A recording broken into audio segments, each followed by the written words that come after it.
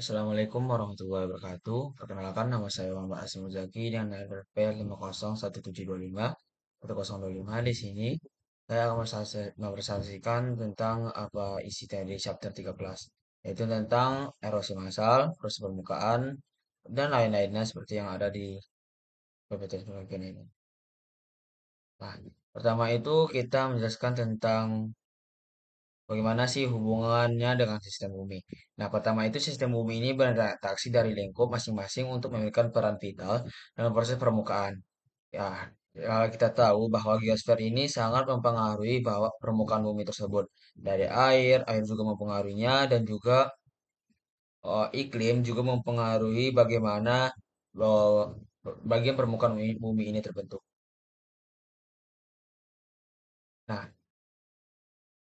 Nah, apa hubungan?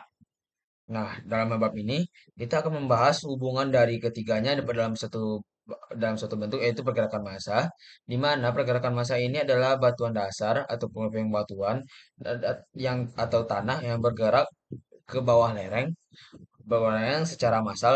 Maksudnya yaitu ketika suatu tanah batuan itu jatuh secara banyak atau secara dalam jumlah yang besar, nah itu dinamakan pergerakan massa atau mass wasting. Nah, hal ini terjadi akibat gravitasi.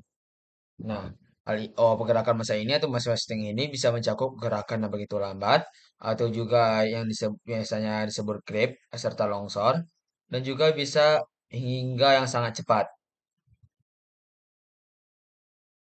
Nah, pada seperti gambar di bawah ini, pada seperti tabel di bawah ini. Nah, ada beberapa jenis pemborosan massal dari yang paling lambat, yang paling kiri, dengan seiringnya meningkat kecepatan yang paling cepat. Nah, kita di sini ada jenis gerakannya. Ada yang kurang dari 1 cm per tahun, 1 mm per hari, atau bahkan 1 km per jam. Ada yang 1 sampai 5 km per jam, dan hingga 4 km per jam. Nah, yang pertama itu ada mengalir. Nah, di mana mengalir ini ada yang merayap. Merayap itu berarti ia termasuk yang paling lambat dengan ukuran 1 cm per tahun. Nah, cara bacanya seperti bawah ini. Bahwa merayap, dia merupakan yang paling lambat. Sedangkan kalau semakin kanan arahnya berarti dia semakin cepat. Nah, juga ada aliran tanah, yaitu termasuk yang lebih cepat daripada yang merayap. Nah, itu dengan kecepatan 1 mm atau 1 km per jam, per hari bisa juga. Nah, selanjutnya adalah semburan lumpur, yaitu dia nggak terlalu cepat dan juga nggak terlalu lambat. Nah, selanjutnya adalah longsoran puing atau longsoran batu. Nah, dia itu tergolong sangat cepat dan biasanya kecepatannya itu tergolong lebih dari 4 km per jam. Sa- Nah, selanjutnya longsoran puing atau longsoran tanah itu dia termasuk ke dalam sesuatu yang tidak terlalu lambat, namun bisa tergolong sedang dan bisa tergolong sangat cepat. Begitu juga dengan longsoran batu, tidak tergolong sangat lambat, namun dia tergolong yang sedang dengan yang paling cepat. Nah, begitu juga dengan rockfall. Nah, rockfall ini bisa terjadi pada semua rockfall ini terjadi pada daerah yang kecepatan. Nah, di mana rockfall ini bisa jatuh saking cepatnya. Nah, selanjutnya ada tanah longsor. Nah, tanah longsor itu termasuk pada gerakan bahwa dia itu tidak paling lambat, namun dia termasuk di antara yang dari sedang sampai yang paling cepat.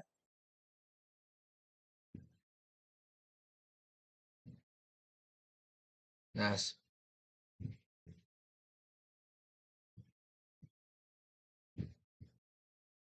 selanjutnya ada klasifikasi erosi masanya. Nah, klasifikasi erosi masanya ini itu ada beberapa pendapat ahli geologi yang mengklasifikasikan bahwa longsoran massa ini tidak ada yang secara universal diterima. Namun, beberapa ahli mengklasifikasinya menjadi pada laju pergerakan, jenis material, dan sifat pergerakannya. Nah, seperti pada tabel ini.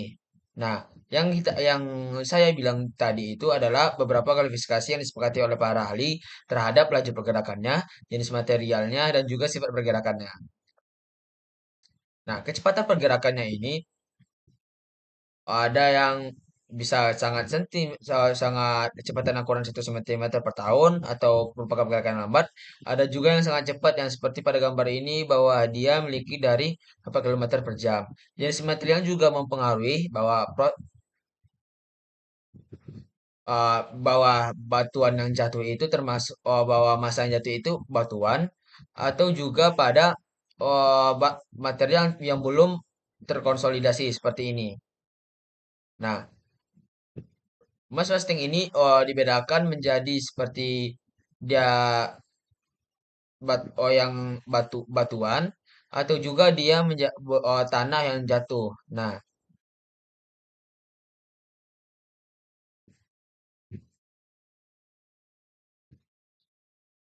tanah tersebut juga dapat berupa puing, tanah atau lumpur. Dapat beberapa puing-puing, tanah atau lumpur yang terbentuk. Nah, di mana jika material didominasi oleh butiran halus, pasir, lumpur atau liat disebut tanah. Sedangkan kalau lumpur itu adalah nama yang memiliki kandungan air, liat dan lumpur yang tinggi. Jumlah air atau ional massa yang turun secara signifikan juga mempengaruhi laju dan jenis pergerakannya. Maksudnya jumlah air yang terkandung dalam tanah tersebut akan mempengaruhi bagaimana tanah itu bisa menjadi jatuh akibat gravitasi secara cepat atau secara lambat. Nah, secara gerakannya juga dibagi menjadi beberapa sebagai aliran, geser atau jatuh.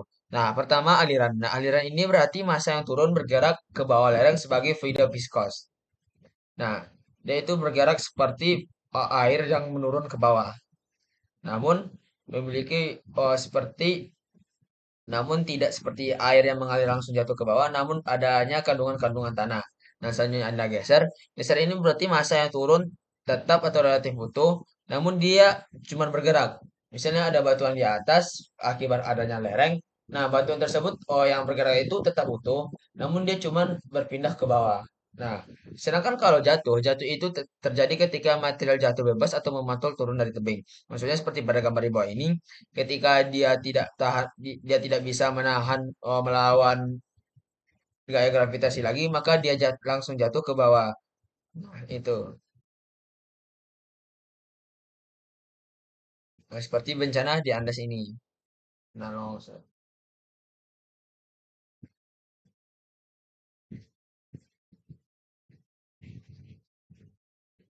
Nah, ada beberapa faktor yang mempengaruhi dalam pergerakan massa ini atau mass hosting ini, seperti adanya lereng yang sangat curam, relief atau jarak vertikal antara dasar lembah dan puncak gunung, atau juga air dan es atau adanya kandungan air dan es terhadap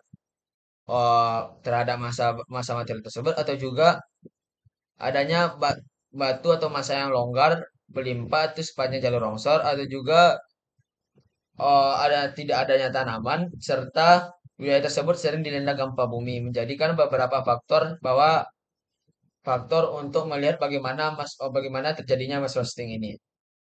Sebenarnya ada juga faktor lainnya seperti orientasi lemahnya batuan tersebut, juga adanya retakan-retakan ad- serta adanya kontrol iklim eh, terhadap massa yang ada di daerah tersebut. Nah, pertama itu pasti gravitasi, karena mass wasting ini adalah pergerakan massa yang jatuh akibat gravitasi, di mana gravitasi ini sangat bekerja pada batuan tersebut, seperti pada gambar di bawah ini. Nah,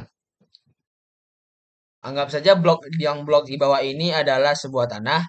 Nah, ketika lerengnya ini semakin curam, nah gaya beratnya itu semakin menahan garik, menahan semakin menarik bloknya itu untuk turun ke bawah. Nah, panjang panah merah vertikal sebanding dengan gaya semakin berat materialnya, semakin panjang panahnya.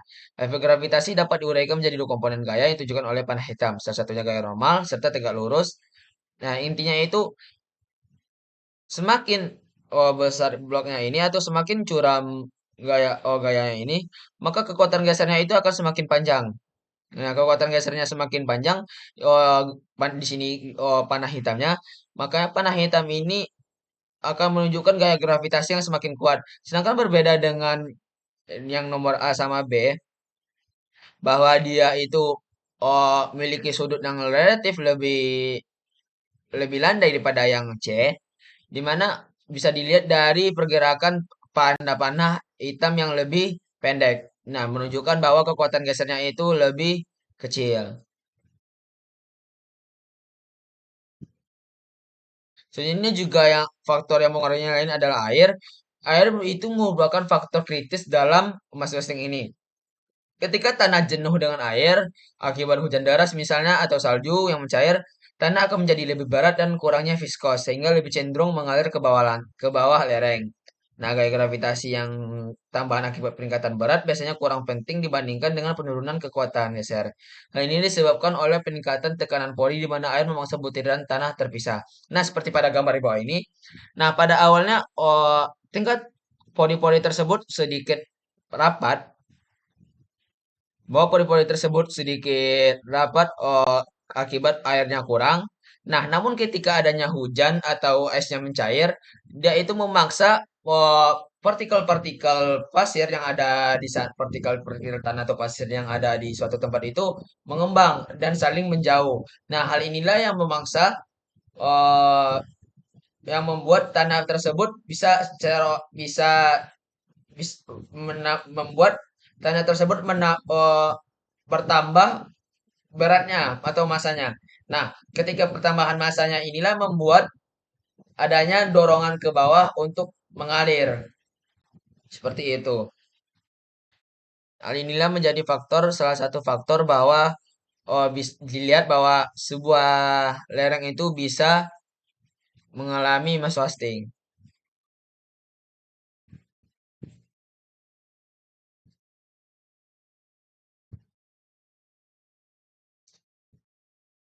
Nah, selanjutnya juga bisa terjadi dengan gempa bumi. Nah, contohnya itu pada tahun 1970-an di Peru ada salah satu ribuan tanah longsor yang diakibatkan oleh gempa bumi.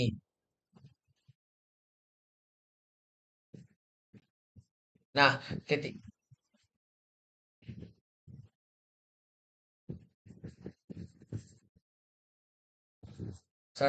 juga seperti selain pada contohnya di Peru, juga kita bisa lihat di adanya hujan badai pada di California Selatan yang menyebabkan banyak tanah longsor pada tahun Januari 2005 yang dimana airnya itu masuk dalam jumlah besar secara tiba-tiba dan cepat dan menambah berat dan dapat meningkatkan tekanan pori pada material tersebut sehingga eh, tanah-tanah tersebut memiliki massa yang lebih besar pada sebelumnya dan memaksa eh, dan sehingga memaksa tanah-tanah tersebut menuju ke bawah.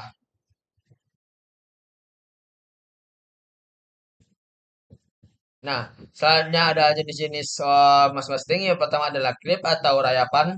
Nah, ini tergolong sangat gaya gesernya sangat lama atau lebih besar pada kekuatan geser dan pergerakannya itu sekitar 1 cm per tahun dan hanya dapat dideteksi melalui pengamatan selama berbulan-bulan atau bertahun-tahun.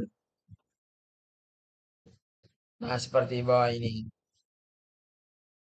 Nah, pada awalnya tiang listrik ini seharusnya itu lurus, namun karena adanya rayapan tanah, dia itu mengalami posisi miring. Nah, hal itu pasti bisa kita lihat dari ketika kita melihat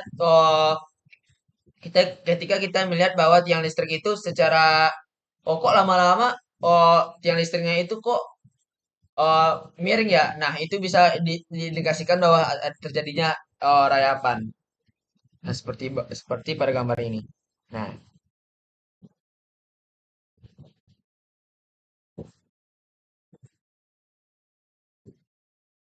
sebenarnya adalah aliran. Nah, aliran ini terjadi ketika pergerakan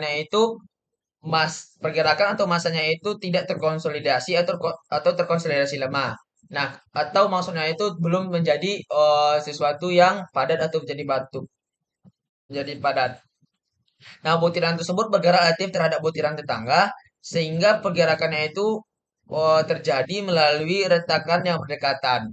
Nah, jenis-jenis alirannya itu ada dari aliran tanah, material, lumpur, dan longsor material.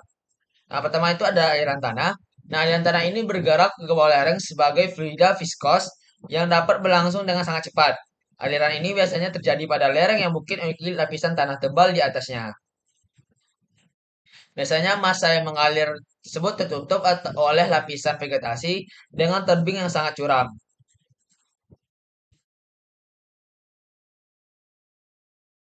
Nah, seperti bagian ini. Nah, adanya aliran tanah.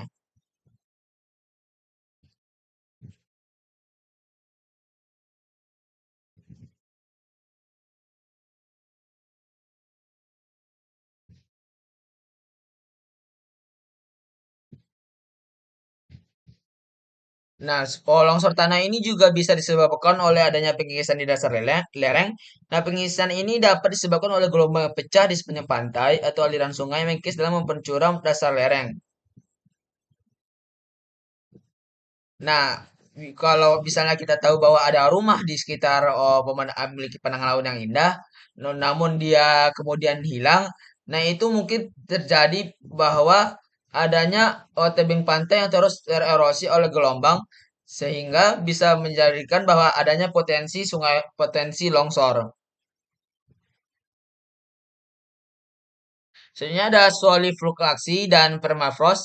Solifluction ini adalah aliran air tanah yang jenuh air di atas material yang tidak permeable.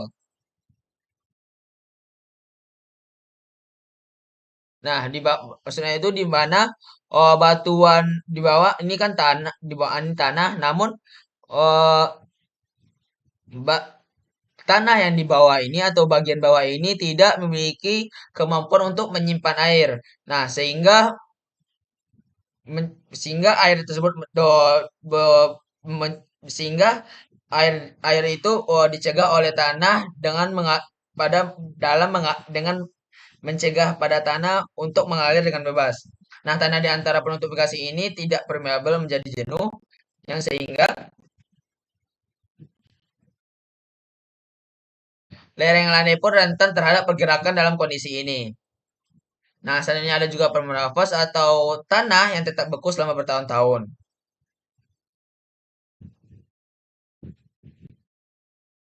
Nah, seperti pada gambar ini, akibat tanahnya itu bagian bawahnya tidak tidak permeabel, dia airnya itu tidak bisa mengalir ke bawah. Padahal lereng yang di sini itu tergolong landai, namun karena dia jenis tanahnya yang tidak permeabel atau bagian bawah tidak permeabel, makanya tanah ini memiliki kandungan air yang banyak sehingga bisa memicu adanya longsor.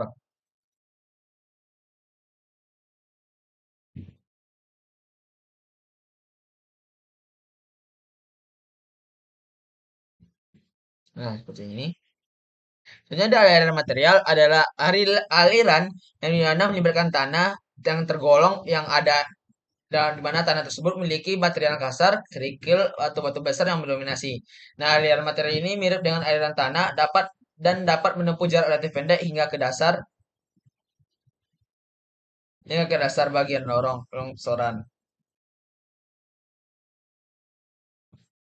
Nah, jika terdapat banyak air, aliran material ini dapat berlaku seperti aliran lumpur dan bergerak dengan sangat cepat sehingga jarak yang ditempuh itu cukup jauh dalam saluran. Nah, aliran material bergerak ini sangat cepat dan sangat rusak. Seperti pada gambar ini. Nah,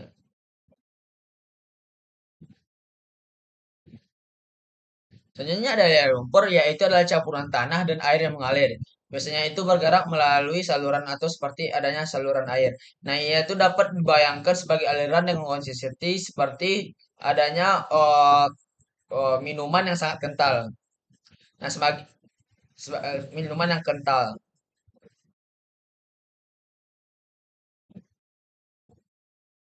Nah, biasanya longsoran lumpur ini terjadi pada daerah-daerah yang tidak dilindungi oleh tutupan vegetasi. Oleh karena itu, longsor lumpur lebih sering terjadi di daerah kering daripada di iklim basah. Nah, seperti aliran lumpur ini sering terjadi di gunung berapi muda yang dipenuhi abu. Juga dari air dari hujan darahnya itu bercampur dengan puing-puing piroklastiknya. Dan itu terjadi pada gunung Pinatubo pada tahun 1991. Nah, selanjutnya ada longsoran debris yaitu jenis aliran material eh, yang cepat gerak dengan turbulen.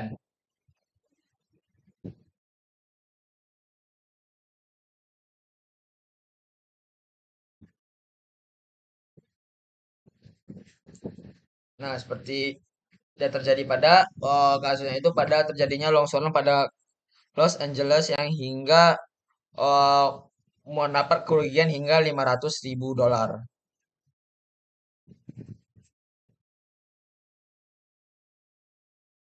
Sebenarnya adalah longsoran batu yang dimana longsoran ini terbentuk secara alami akibat erosi bawah permukaan oleh sungai, gelombang, atau erosi gletser. Nah, proyek pembangunan jalan raya atau proyek konstruksi lainnya juga dapat menyebabkan lereng tersebut menjadi terlalu curam. Nah, seperti ini, adanya longsoran batu.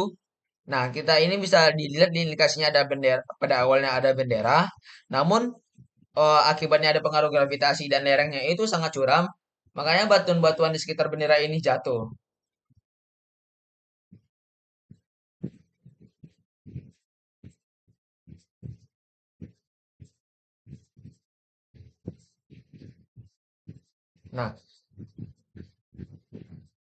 Nah, longsoran batu ini juga memiliki pergerakan atau juga istilah di mana pergerakan ini secepat atau massa batuannya itu batuan dasarnya itu sepanjang permukaan miring yang lemah seperti bidang pelapisan letakkan besar pada batuan atau bidang foliasi. Nah, beberapa longsoran batu hanya bergerak beberapa meter sebelum berhenti di dasar lereng. Dan biasanya juga pergerakan menjadi sangat cepat. Longsoran batunya itu dapat pecah menjadi longsoran batu besar. Nah, longsoran batu adalah massa batu yang hancur dan bergerak sangat cepat dengan arus yang kacau. Nah, seperti ini. Nah, longsoran batu, posisi awalnya bloknya jadi posisi awalnya begini, namun akibat adanya gaya gravitasi dan eh, batunya yang tidak seimbang, nah itu bisa menjadikan jatuh. Nah, jika dia menjadi batuan yang lebih besar, nah ya itu dapat menyebabkan longsoran batuan yang singgah sebesar ini.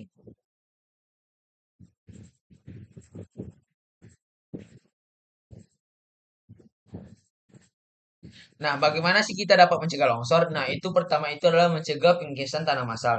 Nah, pergerakan tanah secara massal ini biasanya dapat dicegah dengan rekayasa yang sangat tepat ketika pemeliharaan lingkungan dan juga konstruksinya itu diubah.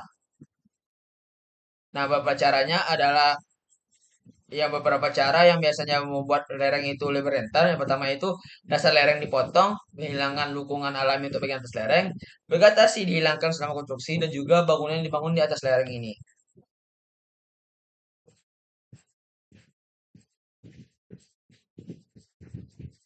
Nah, seperti ini.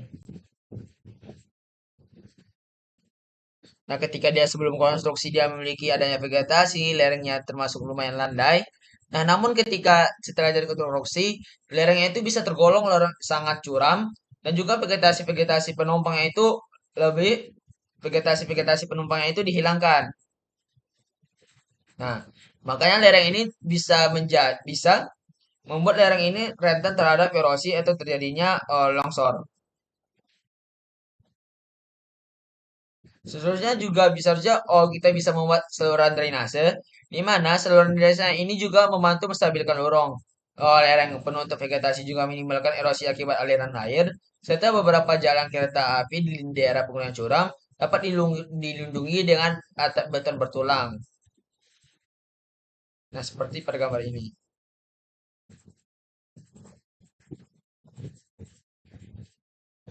Nah, dan juga bisa dengan melakukan plat baja seperti ini di mana plat baja itu plat baja itu diletakkan pada lubang-lubang ada pada batuan yang tidak stabil. Nah, terus kabel dimasukkan ke dalam lubang dan semen dipompa ke dasar lubang dan plat baja diletakkan di atas kabel dan baut dikencangkan sehingga sehingga bisa mengamankan batuan-batuan dasar yang stabil. Oke, sekian dari saya. Assalamualaikum warahmatullahi wabarakatuh.